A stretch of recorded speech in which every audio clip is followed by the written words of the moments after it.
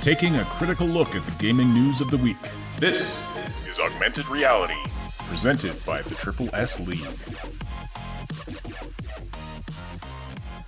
Hey everybody, welcome to the Augmented Reality Podcast for June 20th, 2020. It's a good morning. Glad to see you all in the live chat. This is your source for news, leaks, and insights and analysis about games in the gaming industry. Saturday edition of the show. Always a fun day to have a show, and there's lots of you here. So that's good to see. My name is Ash, and I'm here as always with Cyberpunk. How are you doing this morning? Good. Oh yes, very good. It's an interesting morning. It's an interesting morning. It's been getting better, so that's a good thing. That's good. If you're listening live today, please do say hello in the live chat. Send us your questions and comments there as well. We'll read and respond to as many as we can throughout the podcast, and don't forget to slam that like button. It likes it rough, and it tells us and YouTube that you appreciate this content. And if you're listening after the fact on one of the audio-only platforms, we're glad you're here as well. It does take some time to get the podcast up to the audio platforms. It all depends on how busy we are with the news, and there's been a ton of news lately, so the podcasts on the audio platforms are a little bit late. So if you want the latest info sooner, subscribe to the Triple S League YouTube channel, where in addition to the podcast, you'll find all kinds of other fun and informative gaming content as well. Some interesting things to talk about today. We're going to be discussing the Cyberpunk 2077 delay. We're going to be discussing why it was delayed again. Cyb has some insight into that. When I did a short live stream on the day that the delay was announced, which was Thursday, I passed on some insight, but Cyb's going to go into more detail. Plus, we're going to talk about backwards compatibility of the game on consoles. We're also going to discuss the Baldur's Gate 3 gameplay that we saw on Thursday. Going to talk about Star Wars Squadrons. Going to talk about the Last of Us 2 reviews situation. We also may have seen screenshots from Dragon Age 4 at EA Play on Thursday. Thursday was a loaded day, man. Yeah. Thursday was just nuts, and then Friday, nothing. So I had a nice day off. And a couple other things that we're gonna dive into. So buckle up. Let us know your thoughts about things in the live chat, and we'll just get going. So the Cyberpunk 2077 delay. So it was disappointing to find out that it was delayed again from September 17th to November 19th, if I'm not mistaken. And so that was disappointing news, but at the same time, I mean, as I said on Thursday, I trust that they're making this decision for the right reasons. I mean, it's a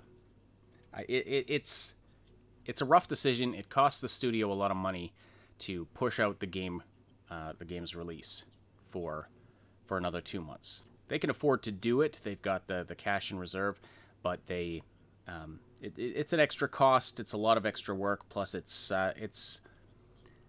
negative optics. Like, there's just nothing good about it aside from the quality of the game in the end, right? And so clearly they figured that this cost was worth the game being a little better in the end.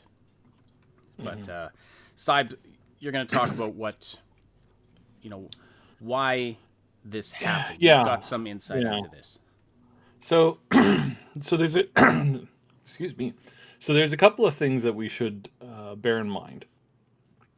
One of the first ones is that I mean, for a while, like some of us have been hearing that it might be delayed again. And for the most part, we were like, believe it when we hear it, because you always hear that. You'll always hear that. Right now, there's people that as soon as this delay was announced, it's almost a meme, right? People will start posting, oh, well, it's going to get delayed again into 2021 and 2022, and 2077 is the actual release date, bro. It's like, how long and how many times have we heard that? It's so common now that it's a meme. Now, is that is that true? Is that a conspiracy? Is that what's going on? And the answer is no. They delay because they have to delay. They delay part and parcel because this is such a big game that they don't really know until they're like 3 months away whether or not they're going to hit that target. And that's why they delayed again. because they came up to that 3 month, they were like 3 months away, looked at it, looked at the numbers, looked at what they were, where they were at, where they were going, and they went, we can't do this. We have to delay. And then they hit that again. But it's because they're looking at what they're looking at, and they're looking at what they can get done, and they're making some decisions based on that. And it's probably a better thing that they did. Stadia being delayed, and then some of this other stuff. It just kind of like it started to like kind of show up, and again, it's like we don't want to be the bearer of bad news or bad rumors and say, oh no, this is going to happen. We don't want to do that, and partially because it's like we already get enough negativity in the day. It's like, why bother?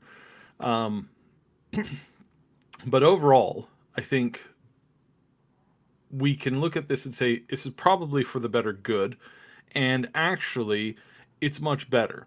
So just from some generic, out there kind of generalized stuff, let's look at some of the basics of what anybody in this industry who's involved in these categories that I'm going to talk about is going to cover.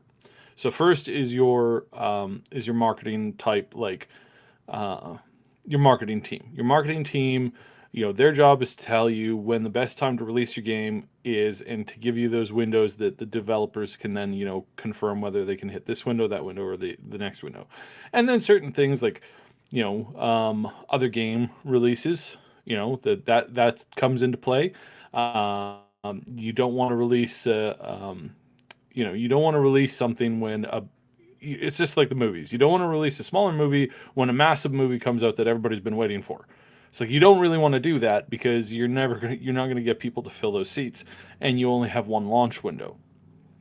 And so we can kind of see that what was the extenuating circumstances here, why the shift from September to November. And clearly, like with the whole situation with the economic situation that we have found ourselves in due to something that everybody knows about and have been hearing about in the last couple of 6 months, basically this kind of like threw a giant spanner into the mix. And there's a lot more people who are going to have a tighter wallet this year than other people. And from every economic standpoint and marketing standpoint, September's a bad month to release in. November is much, much better because there's a lot of people who are only going to be able to afford one game, and it's going to be in and around Christmas. And this will help them get access to that. So in that sense, you're like, oh, so it's all about the money. No, it's not about the money, but that's just one of several things that kind of keyed it up to have that move, because that move was better or more preferred. The second one kind of also pops in, has a little something to do with the marketing thing, where again, it's not the primary thing. This isn't their primary concern, but because it's been moved to November 19th instead of earlier, is that this now actually makes this game, this game is going to be judged in the 2021 year list of video games for awards and stuff like that, instead of the 2020 list. And again, this is really small, and I did have a handful of developers, say, oh no, that's not it. We're not interested in awards. Yes, you may not be interested in awards as a developer, and I highly, highly encourage that. If you're chasing awards, then all you'll do is you'll sit down and make a game that will win awards. And there are games that we see people go out of their way to make them win awards, and the average person looks at that and says, I have no interest in this whatsoever. And we all stand around going, yeah, because it's garbage, because it's aimed at it's aimed and its consumer is nothing but the people who are interested in pulling awards and stuff like that. And that's not who CDPR is. However, anybody who's involved in marketing is going to have this as, it's going to be in their head somewhere. It may not be the primary thought, but it's definitely going to be there somewhere. And CDPR is not shy about their awards either, man. Have you seen their lobby? No, they're not shy about those awards. So did that play into their decision? And I would say no, but it probably helped. You know, it probably makes it a little bit better because they can, they can kind of like step back and say, oh, you know what, we'll go in the next round, and that's better. Um, I don't want to be conspiratorial. I really don't. But I'm going to tell you right now, I'm nearly positive. I really think there's going to be a game that has just released that's probably going to win this year's award. And they're going to win this year's award based more on feeling and, the emotionality of it rather than, because it deserves it. And you can argue and debate about that. But it's clear that that's kind of what's been happening. Just from you just watch Twitter discussions of people who have that big impact in the voting. You got to remember that this is voted on largely by a committee, and that the public votes are not really they're not really like they are a factor, but they're not a major factor. And a lot of those committee members are already like standing up for this other game, saying, "Yes, this is the most amazing thing that has ever been made, ever." Period. And if you disagree with that, you're obviously like crazy, and that's going to happen because that happens all the time. Again, this is not. I'm not hitting on this particular game because you see this all the time. Go through the Oscar winners, and a lot of time there's everybody agrees, yeah, this was the best person to win this, but you do get it where there's several every year where you're like, huh, that person won. I've never heard of this. I don't know anybody who's ever heard of the award that they like of the thing that they the movie that they acted in.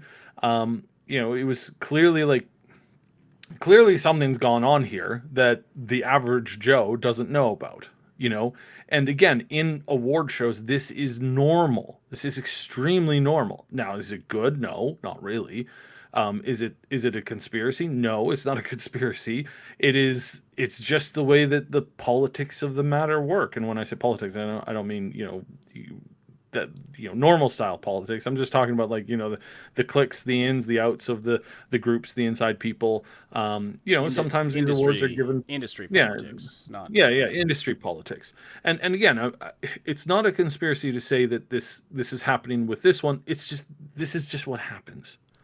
People will look at it and they'll say, well, it was because the last game that they made and the couple of the games before that, these things were life changing and they were really what drew, like, I mean, the last game was like 7 years ago, and that's what put a lot of people played that game, went to college, got a degree in that field to make these games, then went into the industry and are now in the industry, right? It's like that has an impact, and they're going to look at that and they're going to say, well, for this, and then also for this, especially if this is the swan song of the company, which I've been saying for well over a year now. It's like, especially if this is the swan song. If this is a swan song and we really see basically like the company just basically dissolve after this, it's like, of course people are going to vote for it because they're not just voting for the current thing, they're also voting for all the past stuff. And and again, you may disagree with that, and there's certainly big disagreements to have with systems that are rewarded based off of that, and you scratch your head and go, how is that even fair? Like, it's all political, and the answer to that is yeah, but it's also been around for a really long time. And I'm not saying that's a good thing. I'm just saying that it's been around for a long time, and there's nothing that we can really do about it. It's like, and I'm not happy about that. I wish that there was more, meat on the table when it came to some of these decisions. And some years I get surprised, right? Last year I was surprised. I thought for sure that the winner would be somebody else. So it does go in both directions, and sometimes you're surprised and sometimes you're not. And again, I don't think CDPR is chasing this, but it helps. Again, it's like the first thing, having the release date closer to the period of time where more people will be able to get it. Gosh, I know so many people who are down on the luck, right? Because of everything that's happened. And I'm like, how's the things going? And they're like, well, we're scraping through, we're barely making it. We're eating rice and beans and rice, and we're not really able to splurge on anything. Like, we went out to we went out to the park instead of going to the movies. We're doing things. We're no vacation this year. It's like those people, they're going to be lucky if they could buy that one game this year. And now some people would say, yeah, but I mean, why don't they just buy it in September? Well, September might just not be the way. Whereas like November is closer to, or the Christmas thing. It gives that's the opportunity that they have, right? And it's like, hey, let me get you something really special because of that time, and then that kind of happens. So as far as the marketing campaign side of things go at the company, again, I'm just talking marketing. It makes a lot of sense to move it to that date. Okay, but what is And the core like? You had nothing but green thumbs up from the marketing. So let's move on to. Sorry, you were saying? Yeah, that's those are some marketing and economic benefits. But what's the core reasons behind the actual delay? So then now we'll move to the development side of things. So the development side of things is that they're not just developing this game for the existing systems. They're also developing it for the next generation of systems, right? 5 years ago, you weren't releasing a game on the PS5, the next Xbox, and Stadia all at once. And all on the PC, of course. And not just the PC, you're also releasing it for both Steam and Epic at the same time as well. So you're releasing it on everything. It's on you, the developer, to make sure that those systems work. Now, years ago, you had Steam, you had Xbox, and you had PlayStation, and the current iteration consoles. Now, today, you're doing a launch for Stadia, you're doing a launch for the PlayStation, you're doing a launch for the Xbox, you're doing a launch for those two next generations, which, yes, do use a different operating system, and you've got to make sure to go through and get your game up to snuff to run on those new systems, as well as running on both the Epic Store and Steam. And so you really have increased the amount of work that somebody has now versus like just a year ago. So just a year ago, you weren't looking at launching on Stadia, and so all of this stuff adds to the already, growing list of stuff that you have to have experts for, or you have to have your regular staff go through and push and push and push and push. So and that's something that they didn't have plans for 2 years ago, right? They were in maybe some discussions about that. And so from the hardware perspective and from the development perspective, that also throws a spanner into the issue. And you sit there and you go, okay, well, what do we do with that, right? So, they're in this position now where they're having to kind of do this stuff, and they can't just not do it. So if they can't just not do it, then there's a problem, and they have to deal with it. And I believe that's part of where the delay comes in. It's also a big game, and I don't think the bigger the game, the more open world it is, the more issues you run into. If I have a racing game and it's a racing track and you go from point A to point B, when we're talking about like optimization and bug fixing and stuff like that, it's extraordinarily easy. It's so easy to say, all right, that's going to take exactly 2 weeks, arbitrary number. And that's easy to stick to, that 2 weeks. When you have an open world where there's so much going on all at the same time, you're opening your system up to bugs and things that other people may not necessarily plan for. And a great example of this, and I'm going to sidetrack very, very shortly onto Baldur's Gate 3. Baldur's Gate 3 has this world set up that is really complex. And they set about to invent the complexity of the rules first, and then they allowed the system to kind of catch up as they work around it with the story and whatnot. So this is an interesting thing that happened. And Sev, in the head of the company there, he spoke about this on an interview that happened a few days ago. I don't know if you guys saw it, but it's a really good one. And we'll come back to this when we're talking about Baldur's Gate 3.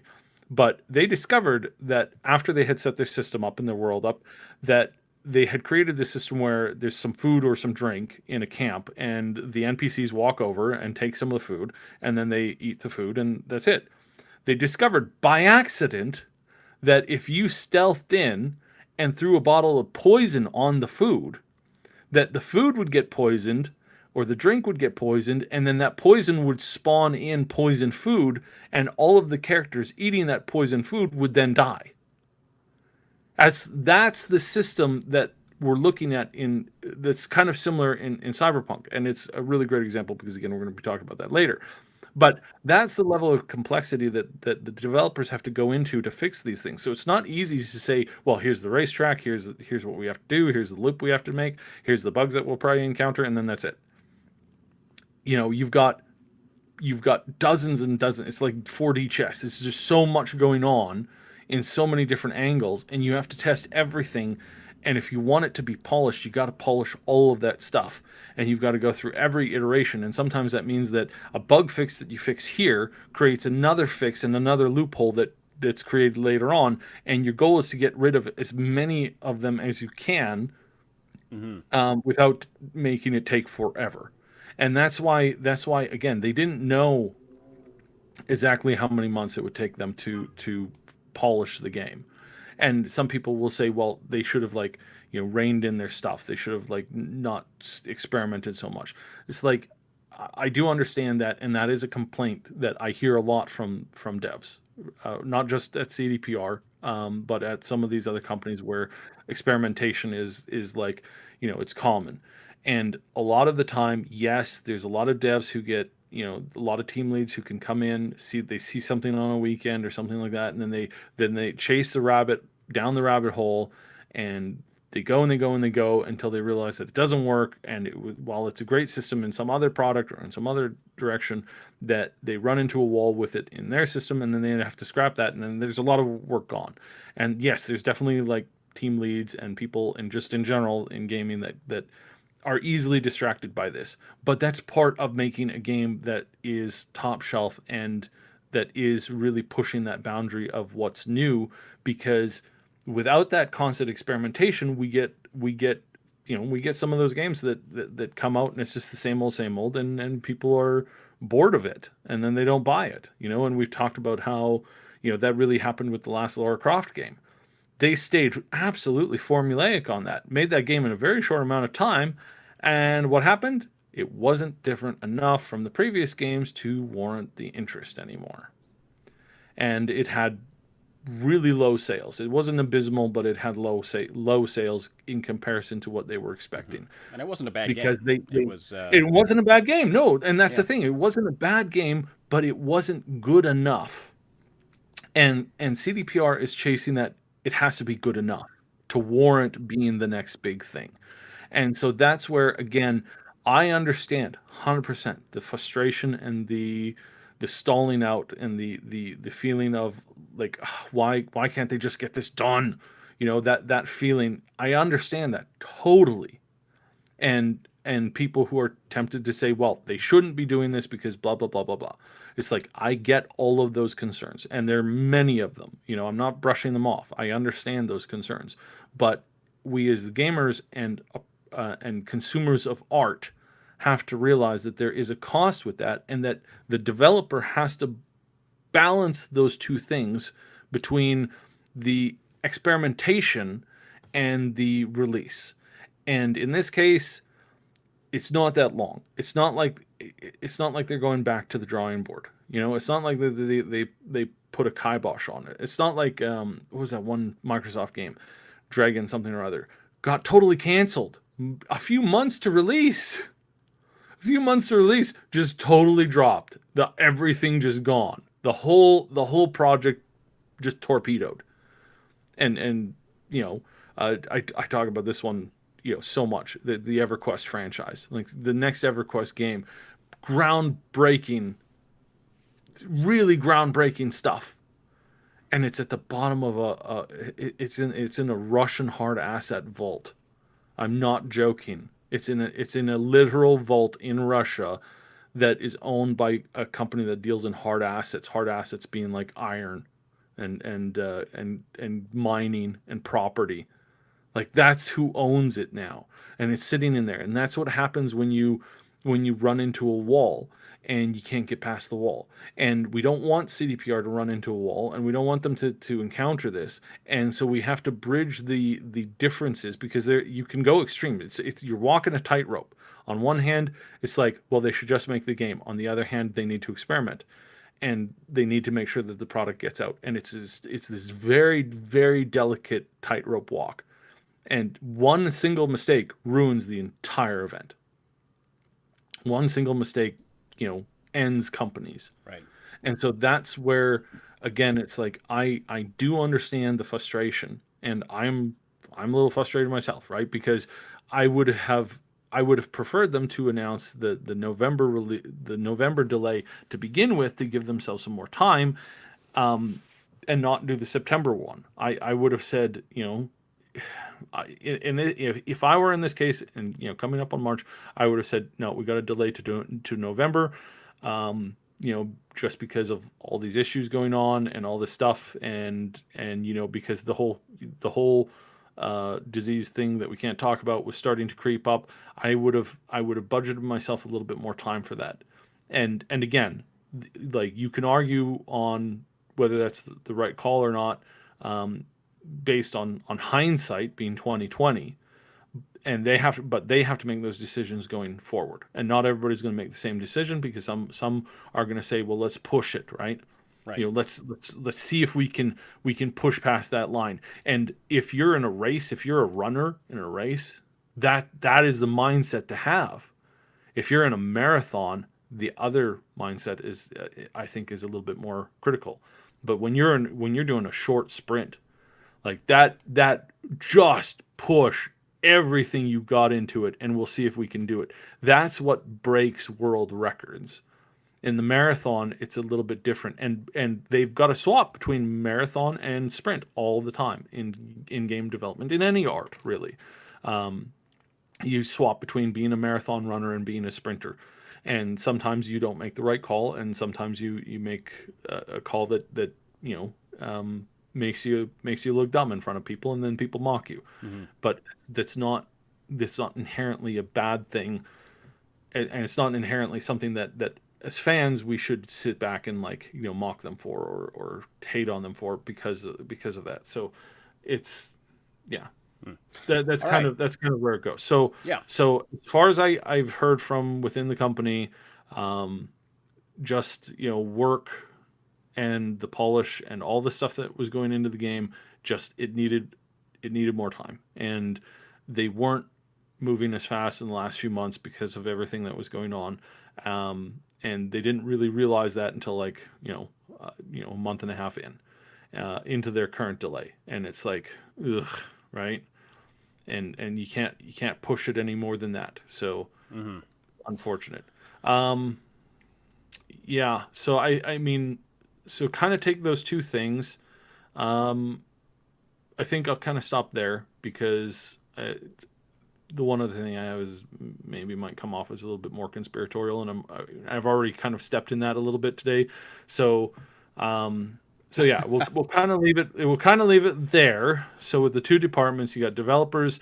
Basically, they said, we have to have the delay, and then marketing basically gave a giant green thumb saying, this is actually better. Go with this. And between those two things, of course, the boss has the ultimate end say, but a good boss listens to the counsel of their trusted advisors. And in this case, you got two of your core teams groups saying, give it the delay, give it the delay, give it the delay. Okay. So, all right. So yeah, but Night City Wire still on track. Night City Wire happening this Thursday, June 25th. I'm getting my dates right off the top of my head today. This is unusual. I had a good night's sleep and lots of coffee. So yes, dates are one of those things that I always get wrong if I'm trying to remember them off the top of my head. But not today. Take that, brain. Okay, so yeah, Night City Wire. Now, we still don't know the time. I just looked it up, and there's no report on what time it's at. Actually, let me just check one other site here. Let me check the Summer Game Fest actual schedule. No, they're still saying to be determined. So we don't know the time, but it is happening this Thursday. We will be covering it. So subscribe to the Triple S League YouTube channel. Hit that notification bell to be alerted when we go live. Also, join the Discord server. You can find all kinds of great information there. We've got a thorough schedule of all of the summer's events. It's starting to thin out a little bit, and I've got to go through and update some of the some of the upcoming events are getting time added. Night City Wire not yet, unfortunately, but I've got to add some times in there. But it's a pretty thorough schedule, and we have watch together room, like a voice room where we've been gathering to watch these events and chat about them, things like that. So it's going great. It's been a lot of fun. Join the Discord server if you've been listening for a while. If you enjoy the content, come join the community. There's a lot of great people. One other thing on Cyberpunk. So the day after they announced the delay to November, they tweeted this out. We are happy to confirm that Cyberpunk 2077 will be backwards compatible with both next-gen consoles. Your PS4 copy of the game will work on PS5 on launch day. Anyone who buys the game on Xbox One will be able to play their copy on Xbox Series X when the console launches too. A later upgrade to Cyberpunk 2077 taking full advantage of the next-gen hardware will be available for free. So we knew this was coming for Xbox, that if you bought the Xbox One version and then you got yourself an Xbox Series X, down the road, CDPR is going to be releasing an upgraded version of Cyberpunk 2077 for the Xbox Series X. If you already own the previous version, you get the upgraded version for free. We knew that for Xbox. Apparently that is happening also for the PlayStation. Now, they haven't mentioned how is that going to affect PC? Like, is the PC version already going to be a more upgraded version? Is it going to be... I would heavily lean towards that being a strong possibility. Because PC versions usually they have the graphics, like levels of graphics settings built in and stuff in ways that console versions generally don't. So I mean, perhaps it'll already be built in that you can customize your the quality of the graphics. You can customize all this as you will to fit your own machine. That might be the case. But if they're putting things in, like say the upgraded console version just has more, like say they have a system in there for calculating more NPCs, more people in crowds and things like that. Do you think that'll already be in the PC version, or will they add that to the PC version as an update? If it's not, it's going to be really easy to add that in from both from a modding perspective, like really from a modding perspective. I think this is highly likely. Yeah, I would say strongly yes.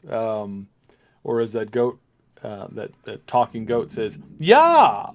It's one of these things where it's like definitely, if this thing's got the room to expand upwards, and and if they've added those, easily, I would love to see that. It's like population density, and then you could just turn it up as just an option in the game.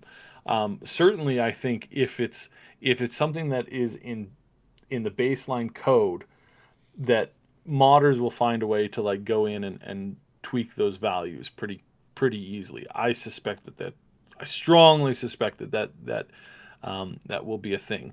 And again, I really hope so, because the numbers are out. Once again, PC gaming is the king, the undisputed king. It has more than everything else combined, and that is straight up something that if a company is not focusing on, is not encouraging, is not going out of their way to promote, it's like you do that at your own peril. So yeah. Okay. One other quick thing, Spazmuffin asked in the chat earlier. First time listening live, welcome to the show. Glad to have you here. Spazmuffin asked, have there been any rumors about Cyberpunk 2077 having a height slider in the character creator? So I think that this is probably a possibility, because there is a height differential between the male and the female models. If it's not something that's in the baseline game, I think it's something that they may be able to add further down the road. but a lot of these height sliders they do run into some issues based off of like advanced motion capture. So in advanced motion capture, you actually have a scenario where the height of your actors are directly proportional to the height of the motions that they're performing. And that's why instead of having just two random people in the studio perform certain scenes, they actually have to get in like actors that are height equivalent to in-game equivalencies. And otherwise you get some weird stuff because a child, a child or a shorter person does not have the same proportions and the same motions and movements as somebody who's a Right. lot taller. There are lots of there's lots of things like walking is really, really simple, but that's not a complex motion capture. That's a standard motion capture. Grabbing a cup is a standard motion capture. Holding a weapon is standard motion capture.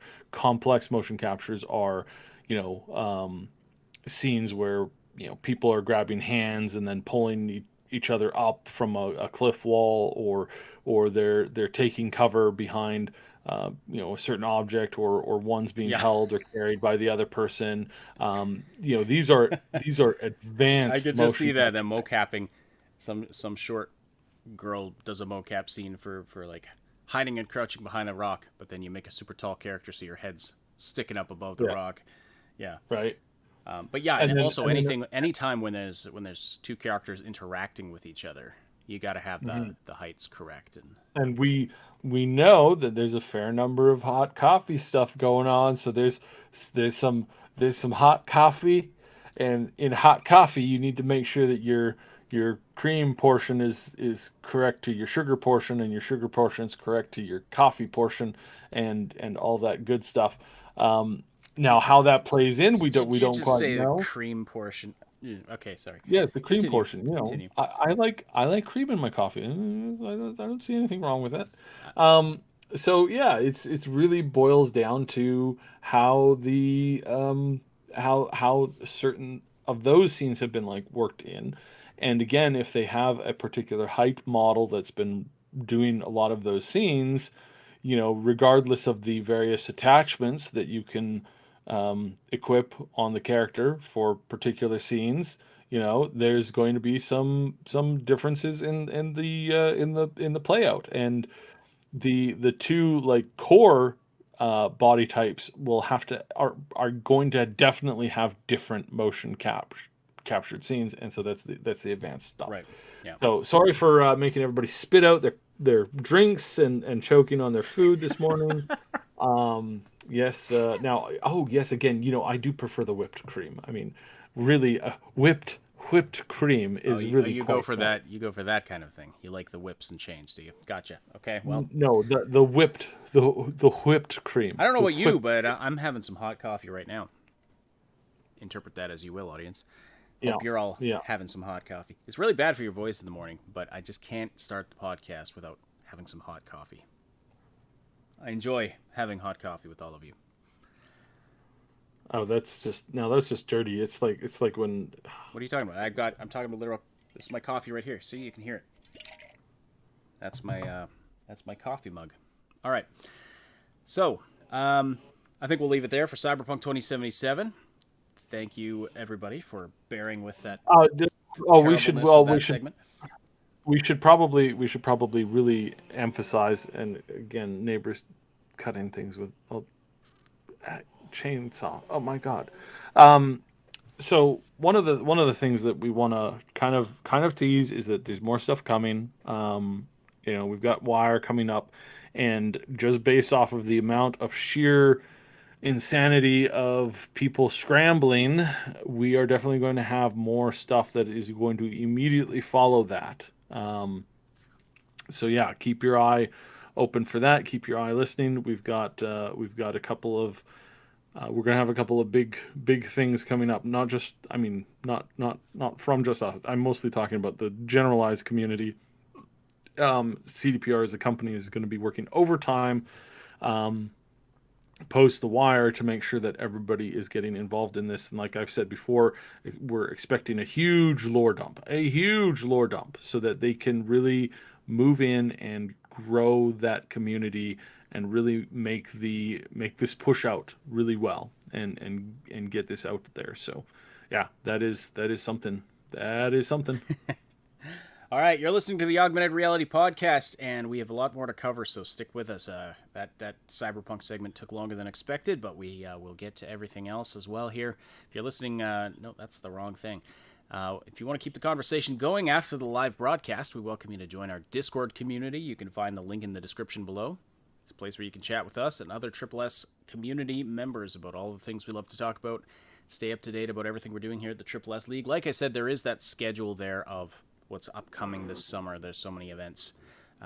We have the Summer Games Fest, we have the IGN Summer of Gaming, and a lot more we're expecting throughout July and August. It's like E3 exploded across 3 months.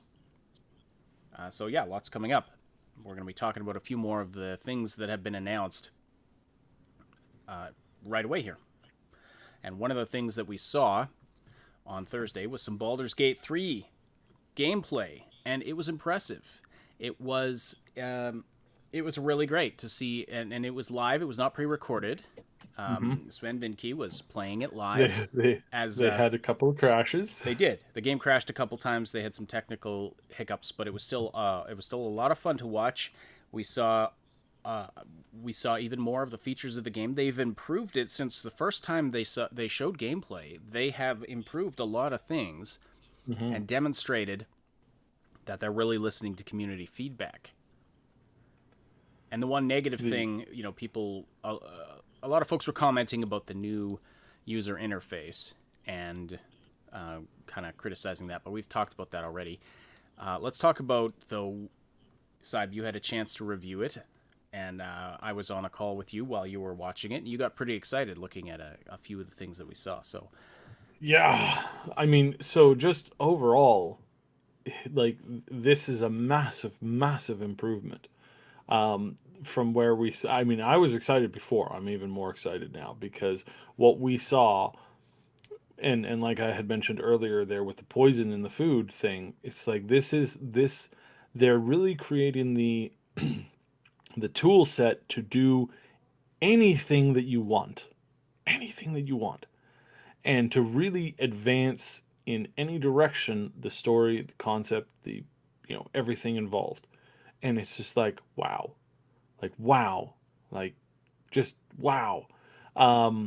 So a couple of cool things. We're gonna have camp companions. This is something that's new, something that I really like the concept of. We had this a little bit in like the Mass Effect series, where you go back to your ship, and then you talk to various people. You talk to that really cute communications officer, and maybe you flirt with her a little bit, all that kind of good stuff, where it's like yeah, you can do so much at your camp, and you could just summon it whenever you want, or you just head off to it whenever you want. And that's going to be really exciting, and how that ends up playing into the whole concept is like, yes, because we're getting the components to really make something that we want, something that's going to be just amazing for multiplayer when they finally get around to that, which they've said that's not going to come until they do after the full release. Or we might get a surprise with it, somewhere in the early days of the early access. And I mean, I'm really excited for that. Like, seriously, I'm so super excited for a chance to get my hands on, the full thing in the multiplayer. We're gonna have so much fun with that in the community. So they changed the way that the audio was structured, the dialogue was structured. It went from being kind of third person to a past tense to like present first person tense. So that's great news, because that was a little confusing for a lot of people. It went to present tense, second person. It says, so like you use, I believe it was what it said. the narration would be like, I do this or I do that. That was the original way it was done, and now it's like you do this or you do this or you do. No, originally it was I No, did this. It was first person past tense. Mm-hmm. Now it's second person present tense. You choose to do this. Da, da, da, da. I hope I'm not mixing that up. I think maybe a little bit, but that's fine. That's fine. The overall direction of this with the movement that they really have a really crazy movement, and it's something that I'm really excited for because it's like you're moving around, you're running around from point A to point B, and like you're jumping on stuff and you're like flying through the air. Like that's cool. I really like that concept of gameplay. Not everybody's going to be able to do that, but some people will, and I think that's pretty forward thinking, and then the environment and the combat on top of that. I really like how they have the new the new combat system is quite amazing. I really like it. Yeah, there's something about the turn-based system that you thought was Yeah, really so good. so originally it was basically your team acts, then their team acts, then your team acts, then their team acts, and they work that based off of the your initiative roll at the start. You know, whoever wins that gets that first one. But now there's far more complexity to it because now it's like you know, if your initiative roll is 20 and then the enemy, your main character is 20, but your second, third, and fourth character are 15, two 15s, and then a 12, and your enemy team that you're fighting is mostly 18s, then you're going to have that one character go first, and then you're going to have most of the enemy characters go, then you're going to have two of your characters go, but because they both have the same and they're side by side, they can work and swap between like whichever, like you can pick whichever of them gets to move first. So you know, if you want to shove somebody into a pack of enemies, and then you have your AOE mage, you know, ready to go after that to then throw in the fireball to hit everything at once. Like that's all doable now, and that's quite good because that's more of that team dynamic gameplay that I was hoping for. That is a little bit more realistic because it's like you can really have that that speed character that relies on agility and speed and getting off more attacks and just being just faster in general. It's like it's one of my favorite mechanics in turn-based games is where it's like where you're just so fast because that plays into, you know, that plays into the dynamics that I want to see more in combat, where it's like, yeah, the bigger you are, the maybe a little bit slower that you are, but then also speed is a factor, and all of these things just coming together, it just really makes this game look really solid. And I'm so happy about that, and then just overall the general perspective of like how they handle stuff. So essential story components will happen. Either you can like the one of the main antagonists to the game that we're going to encounter is this devil type guy, and you can encounter him in he's got a number of ways that you can encounter him, and if you skip past some of the more like interesting ways and you're just kind of like speeding along, then he'll just show up at your camp just one night. He'll just show up there and be like, hey, what's up? And then the amount of like roles, like good lord, the amount of roles for like conversation and stuff where it's like, all right, we're rolling on this, you have your base that's added to whatever, and you're trying to roll for that. You know, there's no more of that, like, you know, if you're a metrically dumb character, there's no like, you know, there's no pushing past and coming up with the smart lines just cuz, right? Now it's based off of like far more of a little bit that mix between randomness and not randomness, which I really like. It's there's really solid. There's also a I liked in the dialogue the sheer volume of skill-based and species-based and background-based dialogue options. It was almost every option was based on some aspect of your character, their race, your class, your skills that you have. You know, it was often you'll see like, okay, there's some of those. Sometimes your skills give you a special option, but in this case, it looked like almost everything was like most of them were based off of certain options that you had, like certain attributes that your character has, which was really good. Plus, we saw that the worm in your head, the tadpole as they called it, that can give you special options in dialogue, but we got the impression that there was some consequence for using it. The tadpole in your head is it's the mind flayer larva, and that's kind of the major problem in the game. You're trying to cure yourself of this so you don't like get your soul consumed in the as you burst forth and become a mind flayer, like the gruesome transformation we saw in the very first announcement trailer for this game. That's what you're trying to avoid. That's what your characters are trying to avoid. Mm-hmm. So you do have this tadpole in your head that can do certain things. It can assist you in certain ways. But it certainly looked like if there is no consequence for using it, it would be a very overpowered option. So I can't remember honestly if Sven mentioned specifically if there was a consequence for using it. There is a consequence. There must be, because otherwise it would be. Yes, he mentioned that several times directly. It's like each time you use it, you feed the darkness a little bit more. Yeah, and we saw a cutscene where she start like what's the character? I can't remember which character. One of the lady characters. She kind of staggers for a minute, and it's like you feel the tadpole thing in your head getting stronger, something to that effect. Mm-hmm. So you have this overpowered option you can use, but there's a consequence for it. That's a cool aspect of it. The one thing I don't like, and I'm not sure how this is going to play out, but I don't like when it's like you have a limited time to accomplish your quest in a game. I know it when you have that time pressure. I think the time pressure. So I think that's going to be somewhat limited, but I think that's part of how they're doing this, because if not, then you just kind of mow through everything and just cover absolutely everything, and you're just kind of like bloop bloop bloop. I could do this, I could do that.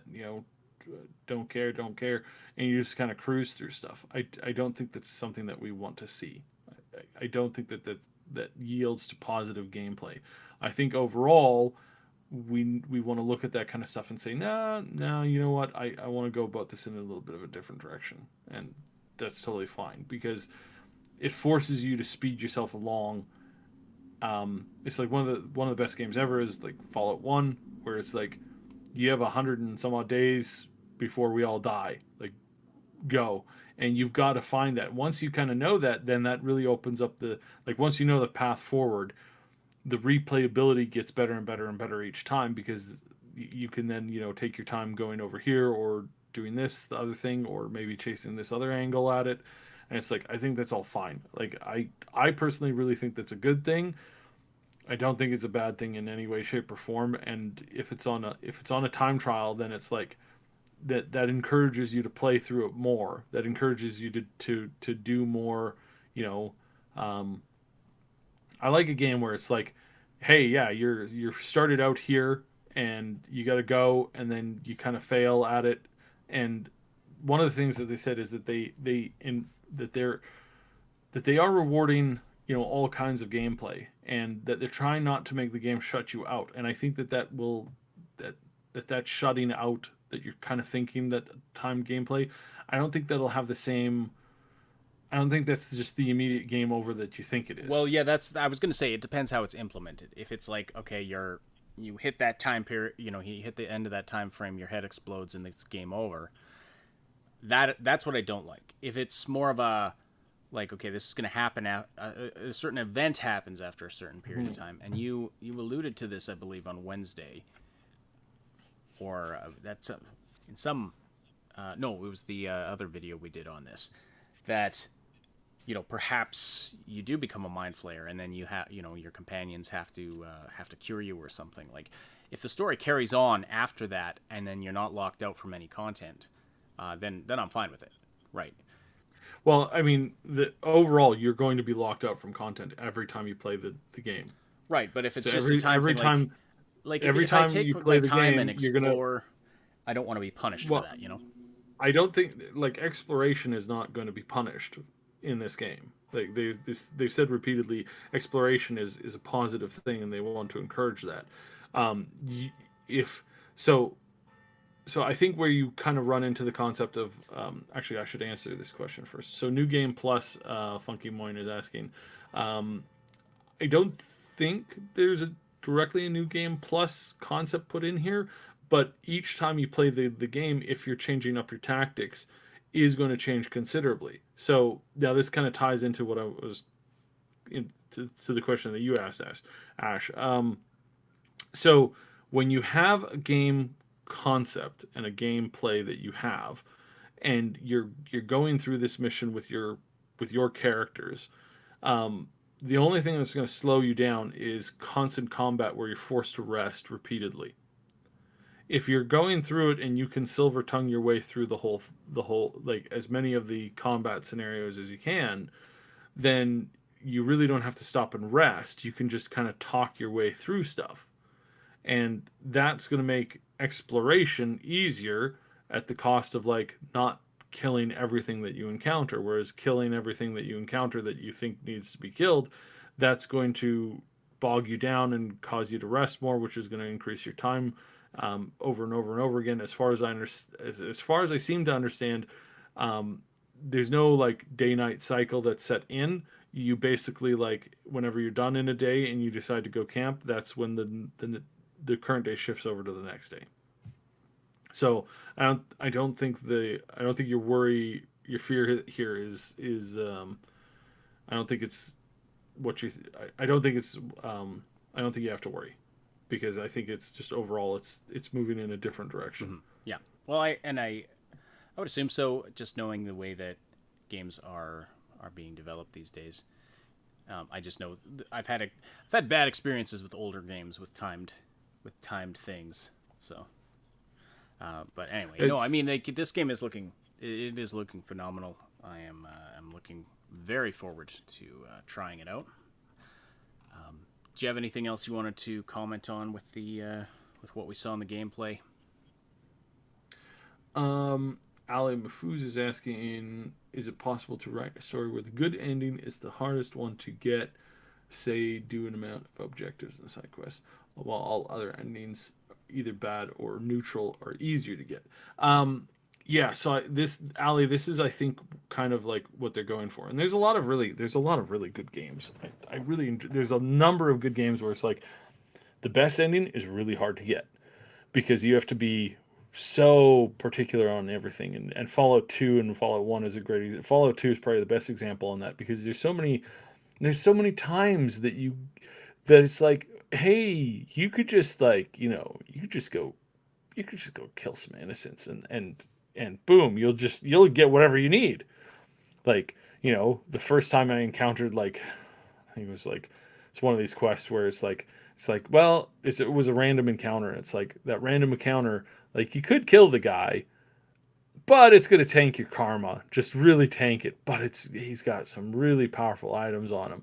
And so you have to choose to not go with those items. I play a lot of these other like indie games where you're faced with the same choices and consequences all the time. It's like, well, to get the best ending, you could go through and you just ignore all of the super special awesome power-ups, because you don't have to, you don't have to get them, but there is a cost in getting them, and that cost is like little bits of your soul each time you do it. And it's like those are really fun, because those are so much fun, because it's like how much are you willing to barter, and then are you going to be happy with the ending that you've chosen because of those things that you've bartered away. And so I think I think just in general, it's like, as far as gameplay and game creation goes, I think that is the more superior way to make a game, is to get that quote unquote best ending, is to do things in the harder way of doing it. So yeah, so we kind of know. I think what we kind of know from just what we're getting is that the whole 7 days till transformation thing, I think that's Act 1. I really think that's Act 1. And this will force people to like re-roll their character a fair number of times. It's like I will encourage this. It's like, if you make your character and it's like, it's, if you play like me, you make like one or two characters, and you have like one or two variants of the same character, and you just play those over and over and over again. It's like when you make that first character, make a real good save, and then keep that save somewhere, because chances are you're going to restart from that save point at the beginning of the game more than once. Because There's it's an aspect of learning the game and then yeah, adapting your it character really to is. it. But There's there's also the encouragement of like trying different things too, like trying different combinations of companions and other characters, where it's like seriously, you really want to have, a good mix of characters, because on your first playthrough, if you don't have anybody who's got the, it's got the chops to spot all the invisible nicks and crannies, you're going to miss a bunch of that. If you don't have another character who's got the strength to like plow through certain objects, to open up those hidden passageways, you're not going to see those. If you don't have somebody with a silver tongue, yes, tongue, then you're going to run into scenarios where you aren't going to see all that kind of stuff. If you don't have um, the one of the best scenes that they showed yesterday, and I mean, this got my whole Goblin Slayer vibe going, man. It was great.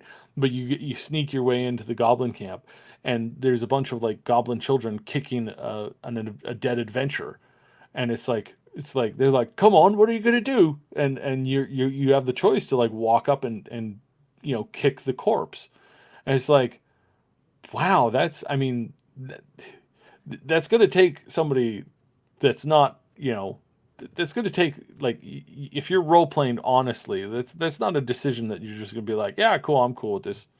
Yeah, yeah, let's desecrate a few corpses, because why not, right? Like, I mean, don't matter. This sounds like fun. It's like, ooh, no, I don't think we should do that. I don't think we should do that. And so you're going to have to deal with that on top of dealing with like all of the other things, and then all of those things are going to open doors for you. It looks like the one goblin place that you can deal with. It looks like you can basically walk in and make friends with almost everybody in that goblin camp, and then basically become kind of like a de facto like semi like cool ruler, and actually pick up either a companion or like a another companion, because there's this one of the characters that you get in a fight with. He sees him later on because he spared his life. Is like, yeah, there he is, if you want to continue to grow your relationship with him. It's like, wow, that's an option. Like, again, that really opens the door to a lot more stuff, because again, it's like we're gonna have this situation where it's like, oh, didn't you bring the goblin guy with you? Like, what goblin guy? Well, there's a goblin guy in the first like pack. If you do this, and this, he can become a follower. And you're like, what? No, they're goblins. I walked in there Goblin Slayer style and killed them all. Like, that's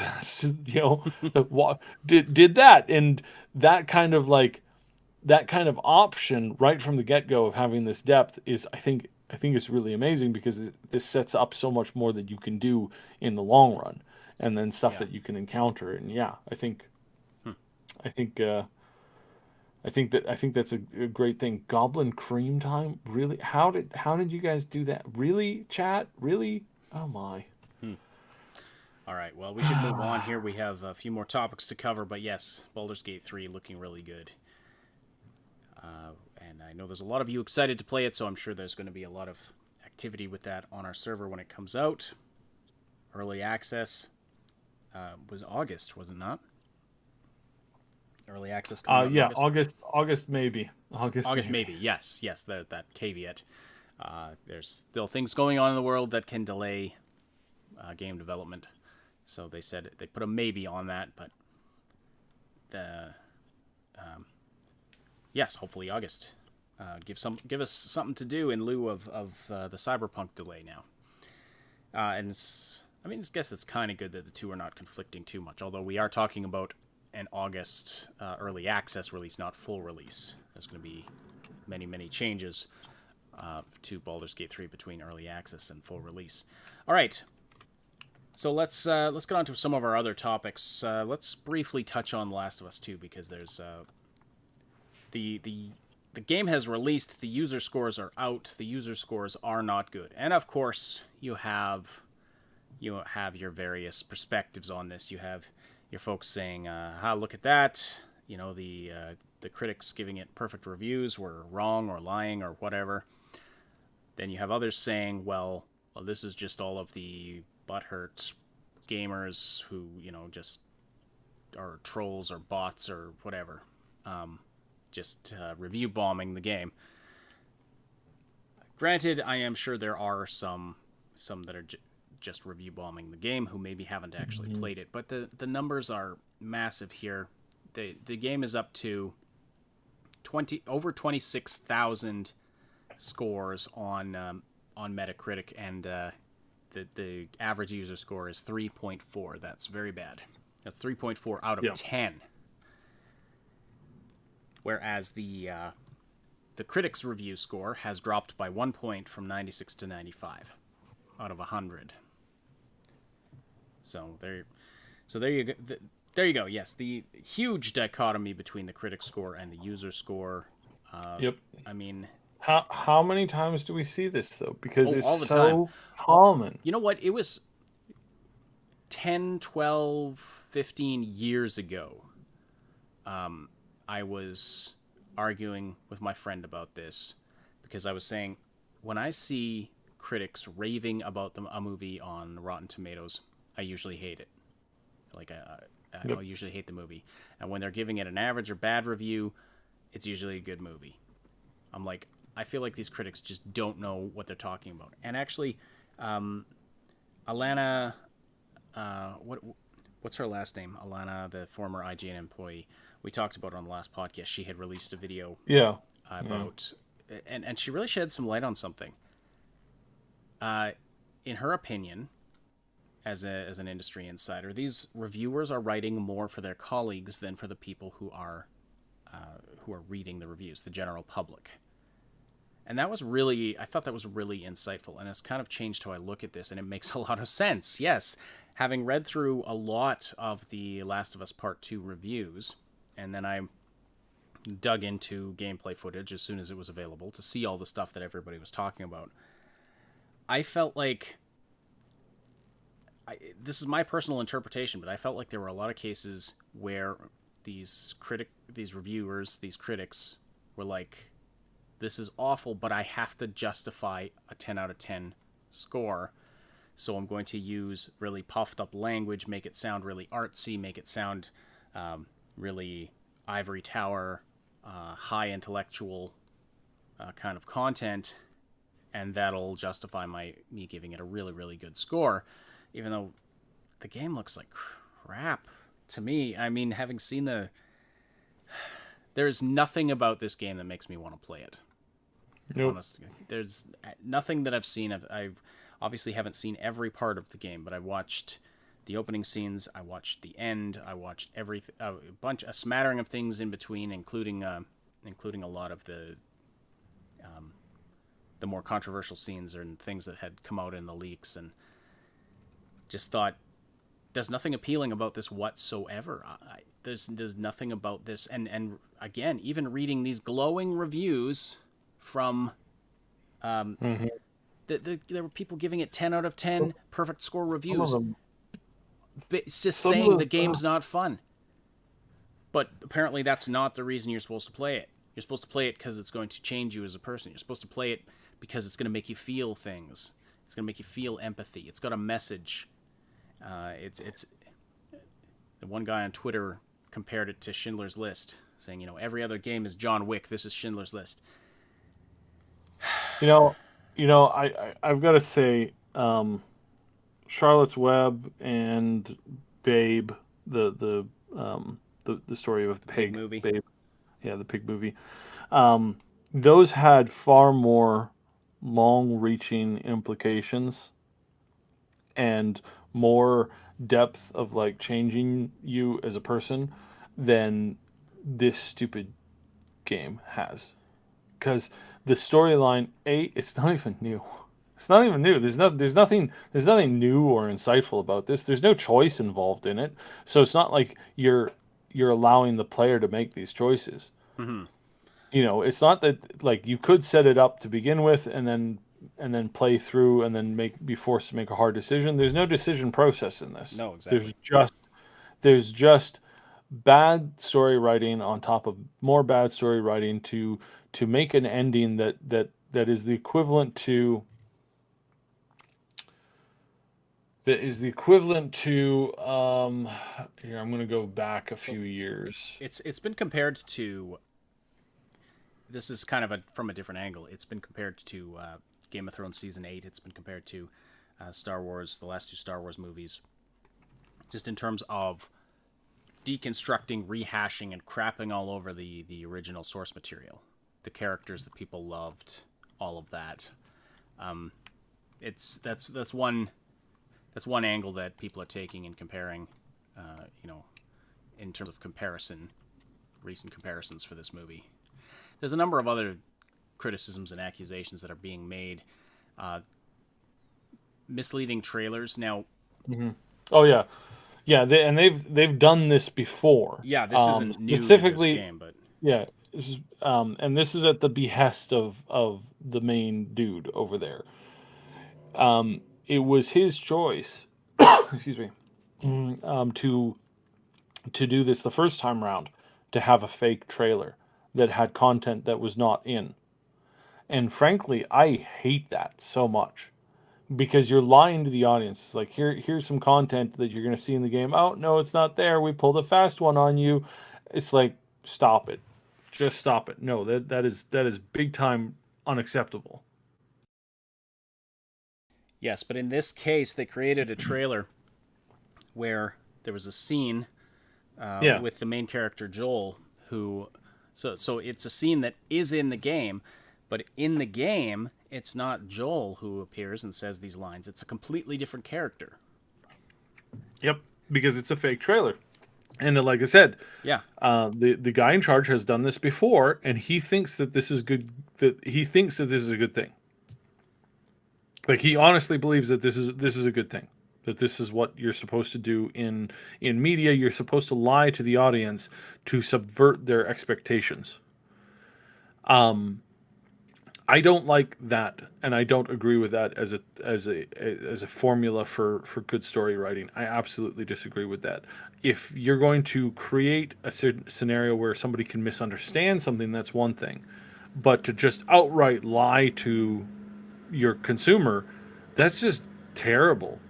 But really, just again with the story writing, this ending is akin to Sucker Punch. If you watch that movie way back in, I think it's 2011, 9 years ago, this was one of the worst movies. So it was a great movie up until like the last like 10% of it. It was a great, really great movie. The art, the style, the aesthetics, like there was a lot of stuff that really made this look like it really looked great. But then the one scene where it's like somebody seriously has like a mental problem who wrote this. Because again, there's like there just this type of scene, this type of ending is a thing that people do who don't have. I'm having difficulty like phrasing this because I want to phrase it correctly.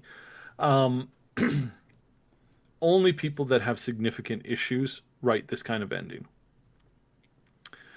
It's not to say that all dark endings are the product of a disturbed mind. It's this particular type of ending that has a disturbed mind, and somebody needs to talk to a counselor. Because there's some really there's several things, and it's not just the one thing. It's not just the ending. There's this really weird scene that totally hypocritical of Sony, by the way. Sony's got some light cleavage and some like a back crack, like a booty crack, of one character, and they like forcibly edit it out of their game. But then they allow a very disturbing scene to make it into this game, and to fill the whole screen, and yeah, that's just, Yeah, pretty and graphic again, adult it's scene. If it, yeah, a graphic adult scene where you could definitely say the person who's like, per- so the character within the game that's doing this scene is the director's like main narrative guy. Like he's his like character well, that's been that's put been into the game. alleged. Do we actually That's have any sure evidence that's that that was his? Yeah, it's been alleged that this character looks a lot like Neil Druckmann. I wasn't going to say his name. Well, it just I don't know why. He's the guy. It's alleged that he inserted himself into this game and in key moments that really just are kind of it comes off as really terrible. If that's true, but I mean, again, I don't know that we have any direct evidence, but there is a point where Druckmann for sure inserted himself into the game. Did you hear about the collectible card? Oh yeah, no, Yeah, there's a collectible card. He's doing that. He's doing that now, and again, it's quite obvious. And this is the sign of somebody that has a little too much egomania going on. And so, like I said, I, you know, I think the guy really just needs to talk to a counselor, because if you're writing and directing this stuff, I mean, it's pretty bad. It's really bad, and it's also like. So mine will, kind of a spoiler here. I'm just talk about anything directly, but it's like the it's like in a story of revenge. Typically, you go out and try and get revenge, and you end up with digging two graves, one for the person you're after and one for yourself. That is the stereotypical archetype revenge story that Shakespeare and many others throughout history have laid down. This is not this story. This is not this story. All this happens is because, again, it's like in a revenge story, you actually get revenge. There is no revenge in this story. One person loses everything, and the other person gets away with everything. It's like, that's not a good story. I mean, just from the standpoint of trying to like talk about revenge, because all really that shows and all that really that teaches is that, oh well, they were just really bad at revenge. Like that, this from the immediate standpoint, it's like, well, that the character was just really terrible at revenge, and if they had just gone about the revenge a little bit better, or like had more stick to itiveness, then things would have actually come out way better in the end.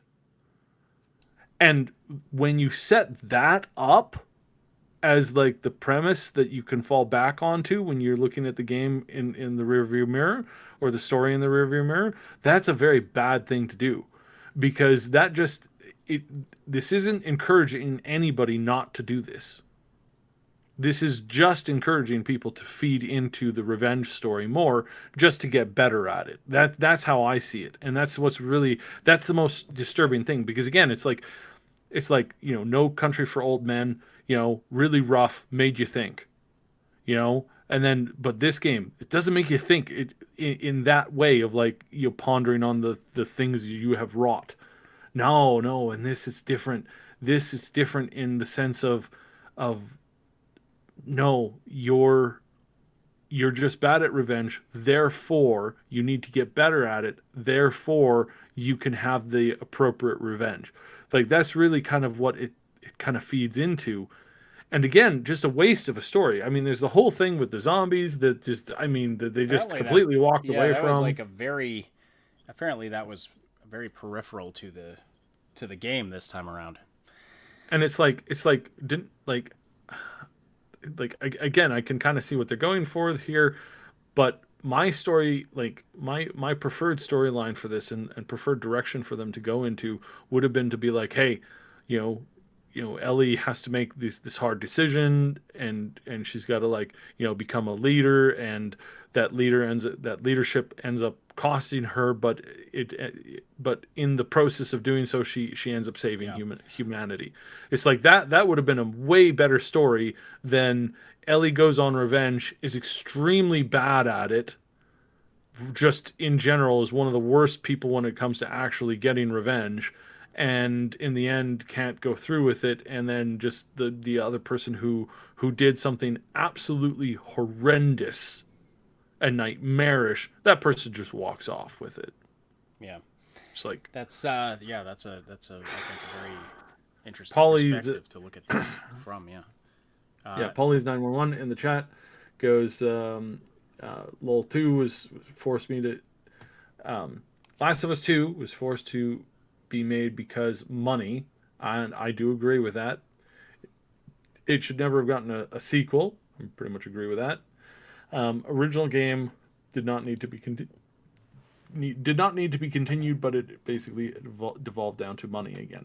And I kind of agree with this, except I think the main reason for its creation was not for money. I think the main reason for its creation was that the director had a very, very, very, very disturbing.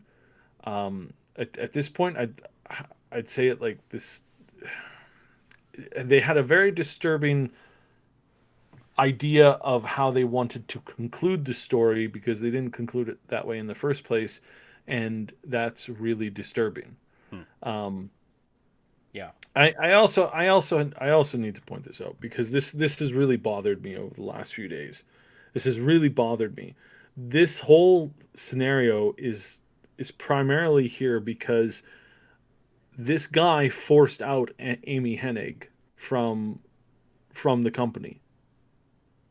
One of the best writers we've ever had, an amazing person, an amazing female writer who really deserved to work on so much more, and has unfortunately gotten the stick again and again and again and again and again, and a lot of it coming from this guy. It's really, really disgusting to me.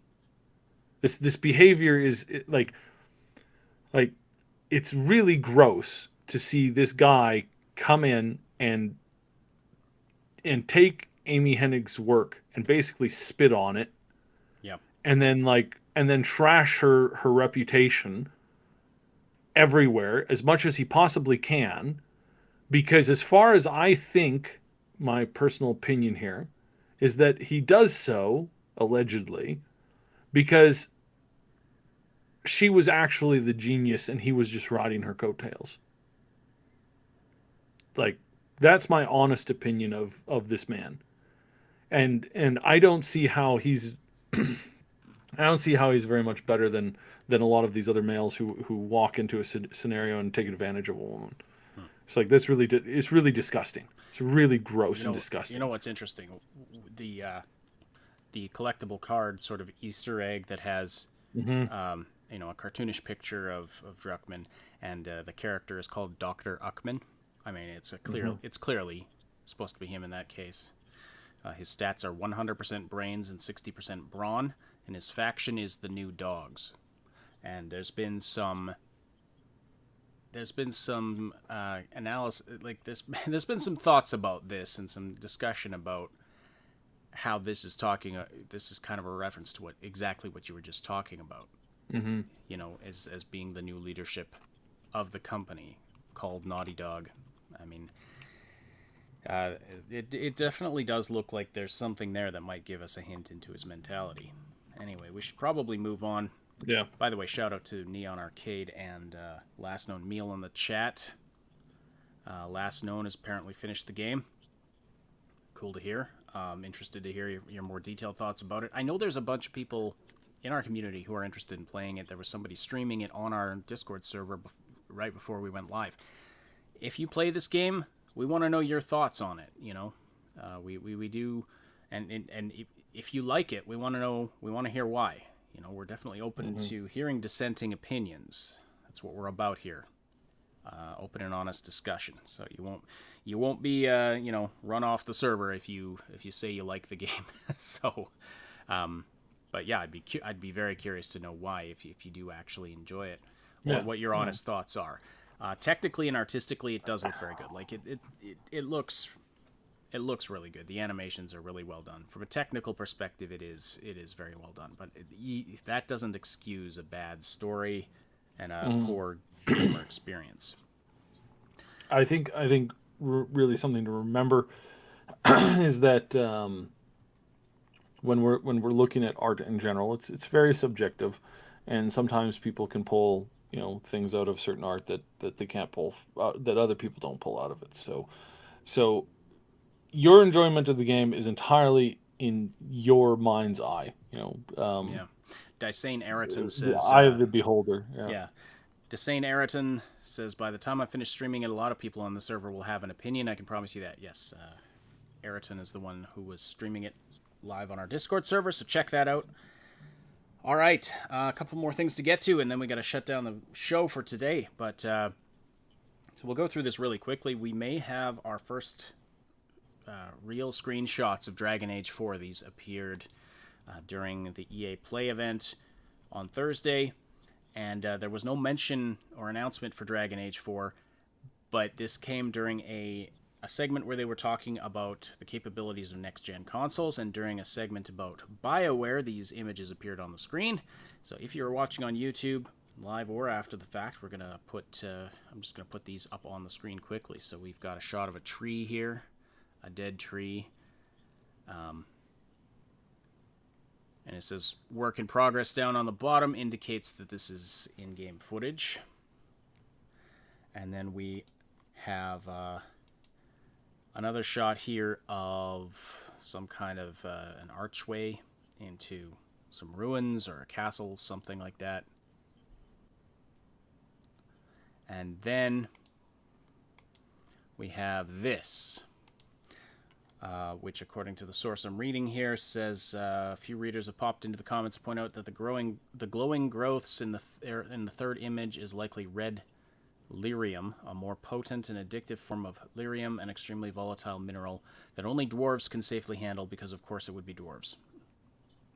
So, Yeah. red lyrium And thins this should have red lyrium this should thins have the metaphysical barrier known as the veil, allowing spirits and demons to interact with the physical world. Sorry, go ahead. So we're expecting that this is going to be chasing kind of the Dreadwolf, more of the magic stuff. It's weird that we just completely forgot about the whole like menacing army of dark evil, God, I can't even remember. I can't even remember the name of them anymore. It's like wow, crazy, absolutely crazy that Darkspawn. Thank you. The Darkspawn have just like gone away as a plot point now. It's like we started this whole thing about needing to respond to the Darkspawn. Now it's all about it's all about it's all about all this other stuff going on. I really hope that they manage to pull this through, because BioWare is in a really bad way. And so they've got the Darkspawn story, they've got the Dreadwolf story, they've got the mages story and the magic story, and then they've got the whole like Veil story going on. And if this doesn't like start to bring some of those narratives like closer together and more coherently, I mean, at this point, like, if this goes off into another like just random direction and just really like just pops off into some stupid land of like, oh, it's another threat now, I really feel that we're going to lose them as a company, because this isn't coherent anymore. And nothing I see from this trailer brings in my anticipation that there's actually going to be a coherent story in this one. I feel, just from seeing this and just from some of the other stuff that's kind of come out in the past few years, I really feel that they've lost the plot completely, and that they're just headed off in a random direction. Now, that said, if the building that we see behind them is the Warden Keep, like the big main like Warden Keep, and it's been like totally sundered by this red lyrium, and it's basically breaching, darkness is breaching in, and this is in response to preparing for another Darkspawn war. I mean, great. That would make more sense, and that would start to like tie things back together. But I mean, ever since they kind of like ever since they walked off with the concept in Inquisition, where it's just like, hey, Darkspawn, yeah, goodbye. This is not something we have to care about anymore. It's like, what? Like really? Like, it's just, it seems really dumb. Hmm. And I'm not holding my breath for BioWare at this point. Not anymore. Hmm. I really think they've gone off the deep end. But we'll see. I'm not hold. My expectation is that the next Dragon Age game is going to be a mess story wise. It's going to really fall on its face. They're going to have absolutely no coherent story. The gameplay is going to be basically just an actiony inspired quick thing that's trying of Okay, service like we had a little glitch there, and you faded out. sorry. That's okay. It happens. It's the hazards of doing a live show. Sadly, we do appreciate those of you joining the Yeah, support team and such to help us continually try to improve. As you've heard today, eventually, our goal is to have proper soundproof studios to do these recordings and streaming in. Sadly, we're not at that point yet, but we do love the way that this community is growing. We do love the way that this is going. So we are. I've been super thankful for our great community this week. It's just been fantastic. And now YouTube is telling me that we are experiencing some kind of a stream glitch. So maybe the worldwide internet just went down. Maybe something like that. no, I mean I can still hear everything. It's so annoying. Anyways, yeah. So we'll see where it goes from Yeah. here. Now let's just briefly end talking about Star Wars Squadrons. We saw a trailer for this at as part of EA Play. We saw a gameplay trailer, and it's I have to say, I mean, obviously there's a lot of animosity toward EA. There's a lot of skepticism towards Star Wars stuff right now. From what they showed us, and just strictly based on what they showed us, it looks pretty good.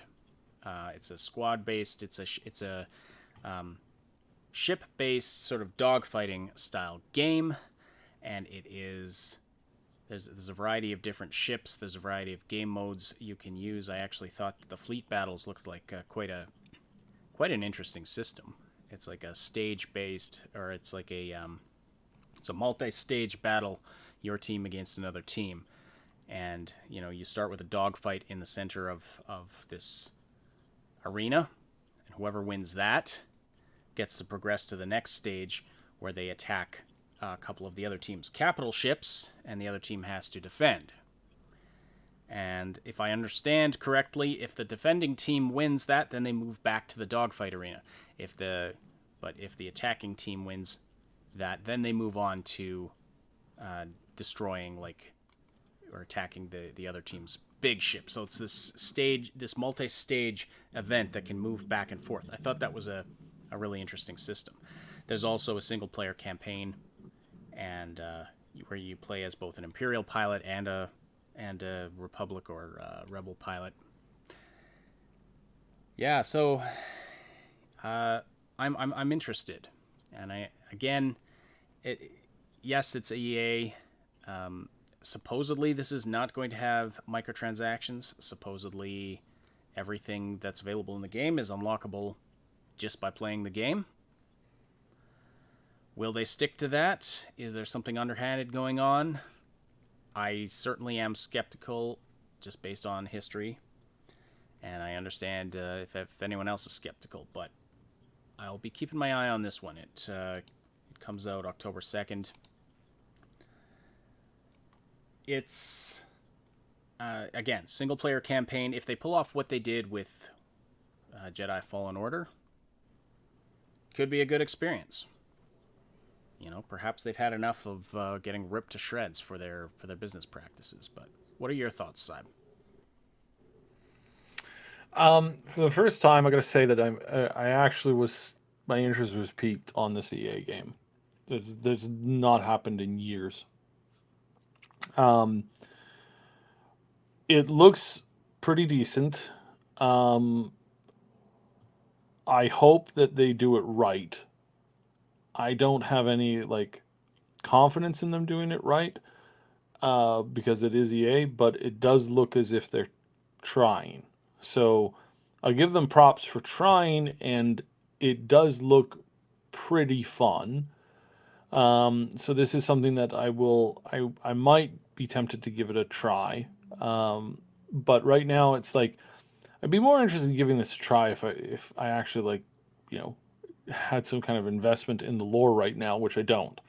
Like the lore overall for Star Wars has basically been, chucked into a grinder, and that was the first move of like just stripping off all of the stuff that they called legends, taking characters that I grew up with. I mean, I grew up with Kyle Katarn and his wife and a bunch of other characters that I absolutely loved, and they took all of that stuff, which was really good, really well thought out. There was some stuff that, yeah, could be rewritten. And instead of like saving all the good stuff, they just threw it all into a blender, or the garbage disposal is probably a better way of putting it. And at that point, I was like, okay, I'm really annoyed with this. And I'm kind of more or less like withdrawing, my fandom from this because they just trashed everything that I loved in the series. Then I saw the first remake movie and it was like, okay, they want to basically rebuild it from the ground up. So, okay, I understand what they're doing now. Let's see what they can do. And then the second movie and the third movie, and then all of the extra stuff that they've been doing on the side, it really fell flat. There were some great scenes in Rogue One, but um, they ruined the two stories of the two main characters. They ruined it in a fairly good way, but they still ruined it and made it so that it basically didn't exist anymore, which is just sad. Just really sad because again, it's like that's what this is. And then instead of creating new characters that you fall in love with, it's just either like this weird rehashing of old characters or just not a coherent message of what they wanted, and then it just crashes and burns. So right now, I look at this game and I go, this looks like a pretty good game. I care nothing about the universe that this game is set in right now. I No, really don't. I'm with you And there. that unfortunately means that I can't enjoy the game as much as if I could if it actually had like a coherent good story going on right now, which is just Yeah, it's really just bottomed out. but I have kind of reverted back to, 8 to 12-year-old me, where it's like Yeah. No, appreciating I'm not. what was cool about Star Wars to me at that age is still cool to me now. The ships and like the sound of just hearing that trailer, the sound of the ships revving up, those familiar sound effects. I was like, yeah, So I'm kind of approaching it with that, like, okay, yes, Star Wars IP is in a bad state, but I could still enjoy a ship fighting, dog fighting game with some sort of classic, X-wing versus TIE fighter type stuff. So I'm willing to give it a shot, and hopefully EA doesn't bungle it up. And apparently it does have some character customization.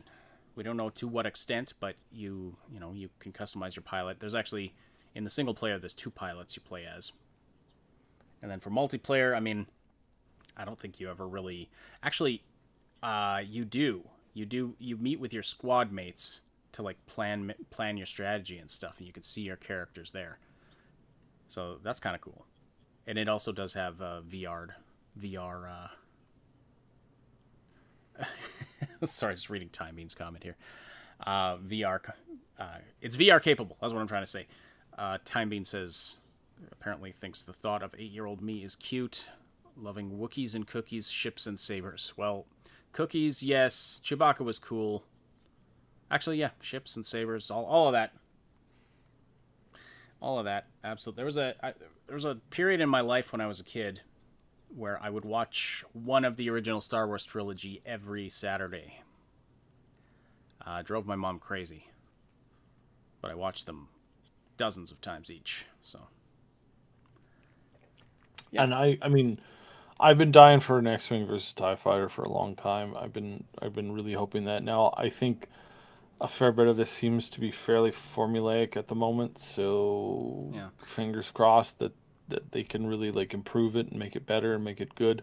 I really, really, really, really, really, really hope so, because this deserves a proper this game deserves a proper win, and right now it does not have one, and I don't like that. And I wish and I hope and I really want there to be a better take on this in the future. So So this, and I mean, this could be a fun one if there's, you know, a number of you who wanted to play it as part of the community. You know, have 5v5 skirmishes. That could be fun. The sort of, meeting. The multiplayer only kind of appeals to me in that aspect. I'm not much for the teaming up with random people online, but yeah, I mean, if there's interest in it, let me know, and maybe we can arrange for some games. Anyway, with that, I think we'll wrap up the show for today. So thank you so much, everybody, for watching. Thank you for supporting this show by watching live, by watching after the fact. We really appreciate that. Don't forget to slam that like button before you leave. We really appreciate it. It keeps the YouTube algorithm happy. If you're watching after the fact, leave comments below. Subscribe for updates. Hit that notification bell so you know when we go live or post videos. It's theoretically supposed to alert you.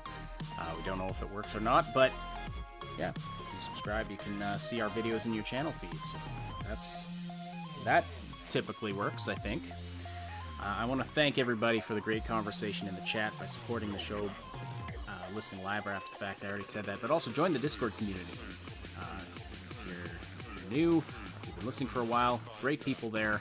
The Triple S Legion is a great community, and we're always seeking to improve it.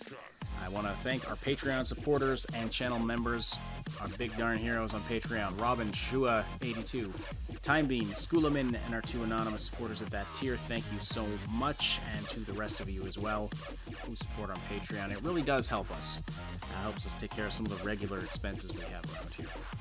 And our channel members on YouTube, Mr. Padzernik, Jer Schultz, Game Notes, Night City Punk, Terror K, and Somnolence. Thank you all as well. Very much. Very helpful.